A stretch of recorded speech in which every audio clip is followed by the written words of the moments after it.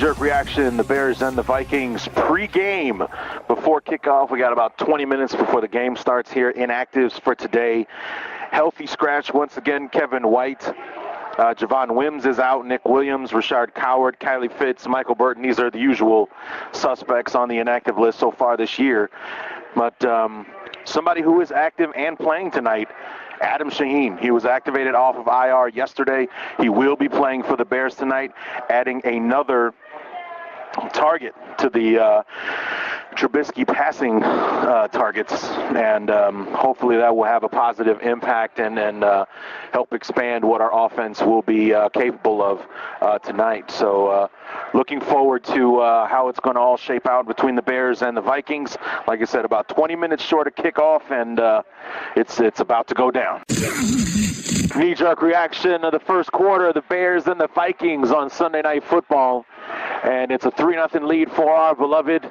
I think this is going to be a close one. It really looks like it's going to be a battle. The Bears got the Vikings 3 and out on their first drive, stuffed a 3rd and inches run for the Vikings to force the first punt. Trubisky ran the offense very, very well on the first drive, eluded a sack and ran it for a first down. Nagy definitely trying to incorporate the run more, but he's trying to be, I think, a little bit too fancy with it, because we did a couple of those jet sweeps to Gabriel, and Anthony Miller carried the ball. We had I think at least 4 or 5 different run ball carriers on that first drive running the football, including Jordan Howard and Tariq Cohen. So, I think maybe we should just get more straightforward with Howard and let him be the man and try to pound it at Minnesota. The first drive stalled out, forced a field goal attempt, the loudest ovation at Soldier Field all season when Cody Parkey nailed the 33-yarder to put the Bears up 3-0. The Vikings respond with a good-looking drive. Kirk Cousins overthrew Stephon Diggs on what would have been a touchdown. He put the moves on Fuller and was wide open down the sideline, but Cousins overthrew him, saved a touchdown there. And then Khalil Mack, just as the Vikings were in field goal range, Khalil Mack forces and recovers the fumble on Dalvin Cook to give the Bears the football with less than a minute to go in the first quarter. So as we start the second quarter, our beloved have the football. It's 1st and 10 because Trey Burton got a first down on the last play of the first quarter. We have a 3-0 lead, and we're heading in the right direction. We're trending up, and hopefully staying positive and getting this victory against the Vikings. Knee-jerk reaction. We're at the 2-minute warning. Our beloved are up 11-0. The second quarter didn't start out so great. Trubisky threw an interception. He tried to thread the needle to Taylor Gabriel into triple coverage, got picked off by the Vikings. Literally like a play after the second quarter started. Not a very good decision. Maybe he was a little too confident to try to make that throw, and it didn't work out. Thank you. And but nonetheless, the Bears come back and get the football from Minnesota. The Vikings have nothing on offense right now that the Bears can't handle. Kirk Cousins is constantly under pressure. The running game is definitely under control right now. The Bears are dominating the game on the defensive side. On offense, the Bears are in control. Aside from the one bump to start the second quarter, the offense is doing very, very well. We've scored a touchdown, like a 13-play drive, 82 yards, capped off with a great catch from Anthony Miller, who did everything in his power to keep the ball from touching the ground. It was a low throw to Miller for the touchdown. And I don't know why we went for 2, but we did, and we got it. So we're up 11-0. So here we are at the 2-minute warning. The Bears are driving. We're in Vikings territory and looking to make it a 3+ score game heading into halftime. Knee-jerk reaction, the second quarter, the Bears and the Vikings, and the last 2 minutes of the first quarter, the first half, going the Bears' way. They finished off the drive with a 41-yard Cody Parkey field goal, who was 2 for 2 tonight. It looked like when the Vikings got the ball back, they might actually come away with some points. Roquan Smith missed a tackle on Stephon Diggs, who turned it into a big gain into Bear territory. But one play later, the Bears bring the pressure, mainly Leonard Floyd getting in Kirk Cousins' face, and Cousins lets lets one sail into the middle of the defense to a wide-open Adrian Amos, who comes down with the interception and brings it back, and that's how we close out the first half with a 14-0 lead on the Vikings. It's going all the Bears' way right now. A couple of things that I want to see us do and not do going into the second half of this game. Number one, do keep feeding Jordan Howard. He is running the ball very well tonight. He doesn't have 11 carries for 13 yards like he has in the past few weeks. He's got good yardage today. He's getting at least 3 or 4 yards a carry, if not more, every time he gets the football. We keep feeding him instead of these jet sweeps and mixing it up and handing it to this receiver or that third-string running back or anything like that. No. Between the tackles, feed Howard. Our offensive line is dominating the Minnesota front on the run game right now. The one thing that, so ditch those trick plays, hand the ball to Howard. Let's keep running the football like that. Just need Mitch to be a little bit more patient and a little smarter when throwing the football. On defense, it's a keep doing what you're doing. No missed, keep your head about making the tackles. Roquan tried to tackle Stephon Diggs too high, and he slid right out of the tackle, turned it into a big gain against the Bears. The one thing that Kirk Cousins talked about to the media this week was avoiding turnovers against this defense, and he's got 2 so far. Well, they have 2. Cousins has the 1 interception and the Dalvin Cook fumble at the end of the first quarter. Killed promising drives both times. They should have at least 6 points on the board. They have 0, and the Bears are out there eating today. The defense is getting at them, and we start with the football to start the second half. So we've got an opportunity. My old football coaches used to say the most important drives in every game, the first drive in the first half, the first drive in the second half. If our offense can come out and at least walk away with a field goal, make it a 3-score game, that would definitely go heavy in helping the Bears accomplish what they want to tonight, which is walking away at first place alone in the NFC North. So despite our ugly orange jerseys, we are winning this game. We are handling the Minnesota Vikings. We're dominating. I'd say that we had close to 20 minutes time of possession in the first half. If we even get close to that in the second half, it's going to be a very happy Victory Monday tomorrow for us. Knee-jerk reaction to the third quarter, the Bears and the Vikings, and we're still up. We're still in control of the football game, but it's 14-3. The Bears got the goose egg in the third quarter, no points produced. Plenty of time of possession, though, keeping the ball away from Kirk Cousins and the Vikings and wearing down that staunch Vikings defense. But they are one of the best units in the league. Therefore, we're able to keep us from adding any points to the board. Trubisky throws a second, what was he doing with the football, interception, ending a drive that led to the Viking field goal. But Khalil Mack and the rest of the defense are just out there feasting on the Vikings right now and held them to they came away with almost nothing on that drive and had to settle for the field goal because the return on that interception was actually a pretty good one. The Vikings were able to get 1 first down before the Mack and company just shut them down and forced the field goal. On offense, not enough Jordan Howard. That's all I got. Just keep feeding Howard. We got the football to start the fourth quarter. We just did a kickoff return to run off the last few seconds of the third quarter. It's the fourth quarter. We have the football. We have an 11-point lead, so it's a 2-score game for the Bears right now. And the way the defense is playing, that's it might as well be 40 points that the Vikings have to score. But if Ben Roethlisberger showed us anything today, with the Steelers coming back from a 16-0 deficit to win in Jacksonville today, is that anything can happen in the fourth quarter. So it might look like an insurmountable lead with the way our defense is playing right now. But the Vikings are a good football team. Kirk Cousins is a good quarterback. He's got plenty of weapons on the offensive side, so a lot could happen in the last 15 minutes. The Bears are playing great right now. They're proving that the moment isn't too big for them. They are answering the call in every single way.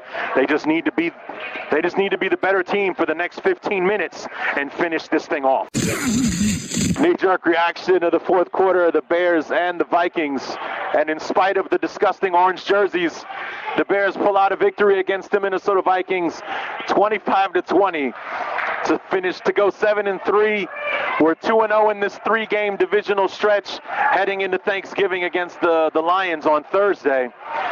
We got to heal up fast, rest up fast, because we got a smaller window than just about everybody to play in this game Thursday morning against Detroit. Fourth quarter was filled with plenty of excitement, man. Mitch threw another interception. Was that in the fourth quarter? Doesn't matter. We played better than Minnesota.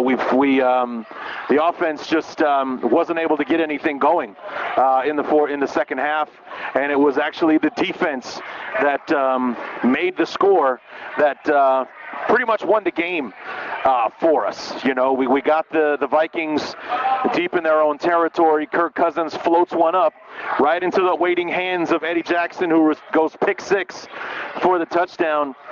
From about 27 yards out, and at that point it was 22-6 at that point. And the Vikings, I think the Bears started playing soft. You know, they started playing prevent, keeping everything in front of them, kind of thing. Gave up a touchdown. The 2-point conversion made it a 22-14 game. So a one-score game, and then Cody Parkey.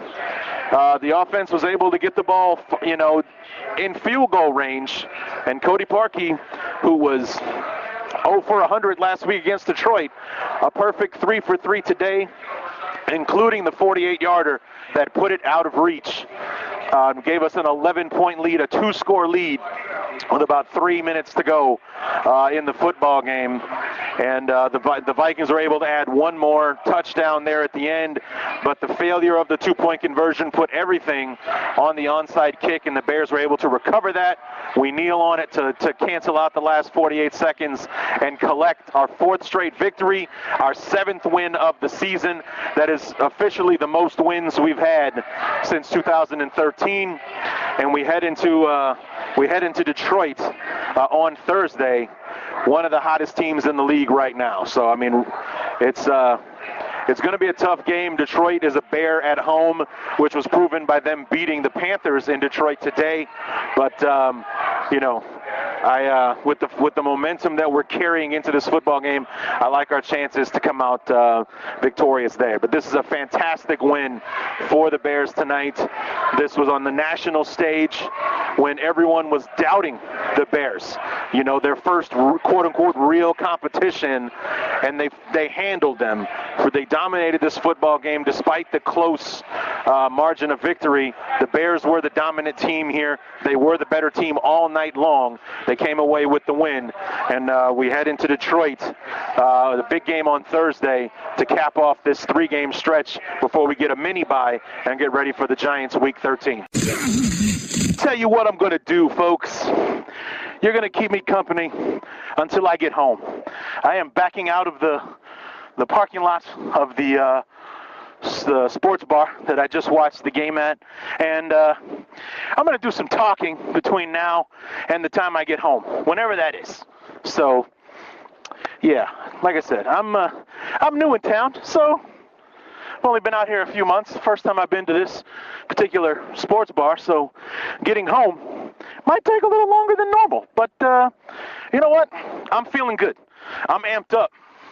Our Bears have won 4 straight. They are alone atop the NFC North right now. They just answered the call on the national stage against the Minnesota Vikings. You know, people were saying this is their first real test because their other quote-unquote real tests, aka Week 1 against Green Bay, Week 7 against New England, they played well but came up short both times. This was not the case tonight. The Bears answered the call and then some, and despite what was a 5-point margin of victory, the Bears were the dominant team throughout the football game. There was no doubt who the better team on the field was tonight, which was one of my favorite things about watching this game. I never really got nervous watching the game. You know, the Bears were fantastic tonight. And to show the real progress of where this team is and where it's going, Mitch Trubisky did not play very well, particularly tonight. You know, the 2 interceptions, both were bad throws. We recovered from those turnovers. They didn't cost us the way that they would have in the past. They wouldn't be these mistakes that our opponents would be able to pounce on and make us pay dearly for. It didn't really happen that way, you know, and that's what's so encouraging about it, is that we have a team right now where when the offense is struggling, the defense picks us up. When the defense is struggling, the offense picks us up. We have the faith in Cody Parkey. We keep him on the team, and guess what? He paid dividends for us tonight. I said that exact thing would happen, that Cody Parkey would be the difference in this football game, and those 3 field goals, without them, we lose tonight. Plain and simple. We lose without those field goals from Cody Parkey tonight. He hit from, I think, like 33, 41, and 48 was the big one at the end that put it out of reach for Minnesota. So kudos to Cody for bouncing back. That's exactly what we needed to see from him. Kicking in the elements, kicking in the cold in Soldier Field. The whole spotlight, the whole country is watching, you know, not just a regional audience that saw you doink 4 kicks off the upright against Detroit, but the whole country is watching right now, and he answered the call. The defense was fantastic tonight. Akeem Hicks was a monster against the Vikings today, an absolute monster. You know, Jordan Howard played well in the first half. We needed to keep feeding him in the second half, because even when the Vikings were able to slow him down, he was still getting 2-3 yards a carry. You know, it's not like in past weeks where he's lucky if he makes it back to the line of scrimmage. He was getting positive yardage every time he ran the football, and this is against one of the better run defenses in the league today. So I was very disappointed to see that we didn't come back to that and stick with that in the second half, knowing that Mike Zimmer is one of the more intelligent defensive minds in the league. He is the defensive play caller for the Vikings, and he was going to do something to make sure that Mitch Trubisky wasn't going to be able to roam around or take off with the football in the second half, and that's exactly what he did. There were so many times you could see that Mitch wanted to run, but the opportunity wasn't there. He was being spied. Somebody was watching him the whole time, so he had to either throw the ball away or try to make something happen. And you know, he did make a couple of errant throws. The troubling thing about those throws is that you really have no idea what he was thinking on those throws. I think he was just a little overconfident on that throw from Taylor Gabriel. He tried to thread the needle there. But that other throw, neither one of the receivers in the area was open on that second interception. So it's like I didn't see what Trubisky thought he saw to make that throw. So I didn't like that one. That was a poor decision. But despite it all, despite the 2 interceptions, despite the 3 turnovers on the Bears with a Tariq Cohen fumble at one point, the defense made sure that they were scratches and not wounds. You know what I mean? The Bears were fantastic on defense. Knee-jerk reaction, bear ups and bear downs. Bear ups, Akeem Hicks, Khalil Mack, Eddie Jackson, Jordan Howard. He ran the ball well when we were giving it to him. Anthony Miller, a great catch on the touchdown. Let's see, who else? O-line, blocking very well on those running plays for Jordan Howard. We did a much better job running the football today. O-line overall, just fantastic. And am I missing anybody? Cody Parkey, Jesus Christ. Yeah, Cody Parkey. I'll get more in depth on it tomorrow night on the full review. I'll go in depth, maybe add and subtract some names, who knows. But right here, right now, that's how I feel about Bear Ups. And I guess I know my way around town a little bit better than I thought I did, because I'm pulling up to my apartment right now. So that's going to conclude part 1 of the Week 11 review. And come on back tomorrow night for the full review when I'm not so amped up and crazy and probably making a lot more sense. So until then, my name is Larry D, and this has been the Bears Talk Underground.